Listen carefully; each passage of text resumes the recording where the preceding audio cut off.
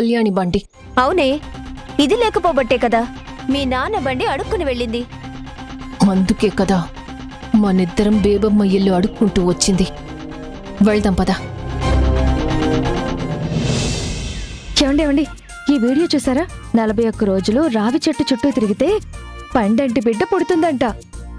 ఎవరికి? రావి చెట్టుకా? ఛీ, కాదండి, పూజ చేసిన వాళ్ళకి పుడుతుందంట. ఏమే, పిల్లలు పుట్టాలంటే తిరగాల్సింది చెట్టు చుట్టూ పుట్ట చుట్టూ కాదే, మొగుడు చుట్టూ తిరగాలి. కానీ నువ్వేమో లేచిన దగ్గర నుంచి మీ అమ్మ చుట్టూ తిరుగుతుంటావు. ఇక మనకెప్పుడు పిల్లలు పుడతారు చెప్పు?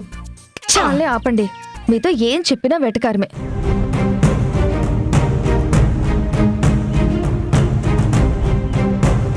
నమస్కారం అండి.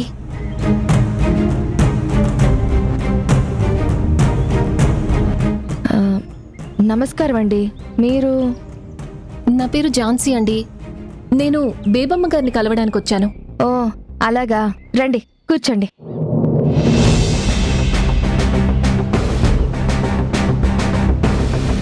కూర్చోండి. అమ్మా, అమ్మా, నిన్ను కలవడానికి ఎవరో 2 అమ్మాయిలు వచ్చారు. త్వరగా రా అమ్మా.